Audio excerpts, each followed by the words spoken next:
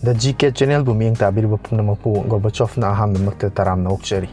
Midyeng tabiriba pumnamakna aihapu puning thawgatpiba oina video asibu like tawbiu, channel asibu subscribe tawbiu loinana mayam pumnamakna video asibu loiba phawbutang miyeng tabiu. Ngasigi video asi hojungagi mangoinana adomgi screen da uriba contest asigi matangda hena khangbinamagidmakta I button da piriba link natragana description da piriba mamangi episode number 5 pu miyeng tabiu. Ngasigi video asi matang asida haujarage.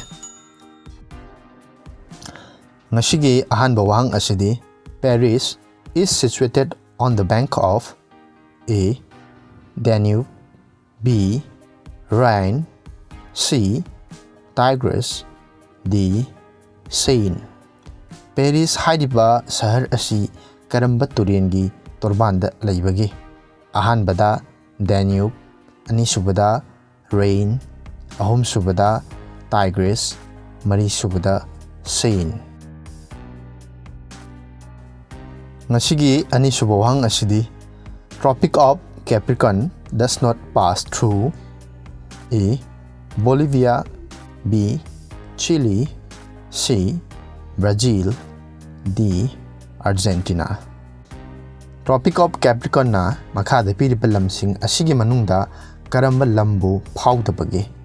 Ahanbada Bolivia, anisubada Chile, ahumsubada Brazil, marisubada Argentina. Ngasigi ahumsuba amasung aroiba wahang asidi Land of Rising Sun is A. Japan, B. Egypt, C. India, D. Italy. Land of Rising Sun hairaga karamba lambu khangnabagi.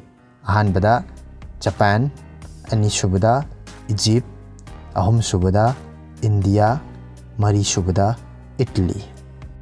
Mathakta pankriba wahang ahum asigi adom-adomgi achumba paukhum adu mathangi numitki mudang wairam pung mari phawgi mamangda comment tawbiro. Hairiba question ahum asigi achumba paukhum pibirakpa comment pibirakpa miyoi ama khangatcharaga mathangi video da mahaki ming adu laukthokchagani amasung hairiba question ahum asigi achumba paukhum su mathangi video da haidokchagani. Loinana channel asida hairiba video asi numit khudingi numidangi pung nipan tab matamda thadokjarakani. Mamangi video da hangjakiba wahang ahum. Ahanbada dialysis is meant for A. Kidney, B. Lungs, C. Brain, D. Liver. Hairiba wahang asigi achumba paukhumna A. Kidney ni. Anisuba wahang da in which year Quit India movement was launched? A. 1931, B. 1939, C. 1942, D. 1945. Hairiba wahang asigi achumba paukhum sisu C. 1942 ni. Ahum suba wahang da who among the following shifted the capital from Kolkata to Delhi? A. Lord Wavell, B.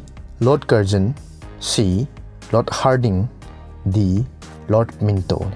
Hairiba wahang asigi achumba paukhumna C. Lord Hardinge ni. Hairiba wahang sing asigi achumba paukhum pibirakiba miyoi singdi Ramesh Gurumayum, Anybody, Khagemba Posangbam, Indravani Thangjam, amadi Volta TH ni. Loinana achumba paukhum pibirakpa laibak phaba miyoi adu khannabagidamakta aigi video gi link atu random picker da hapsare. Loinana laibak phaba miyoi adudi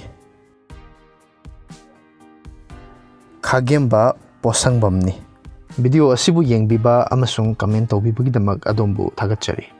Miyeng tabiriba pumnamakna video asibu like tawbiramu, share tawbiramu, loinana channel asibusu mapung phaba channel ama oinabagidamakta subscribe tawbiramu. Miyeng tabiriba pumnamakpu masigi oinadi kainanaba yathang nijari mathangi video da amuk thengnarasi mayam pumnamakpu Gorbachov na amuk hanna thagatpa phongdokchari.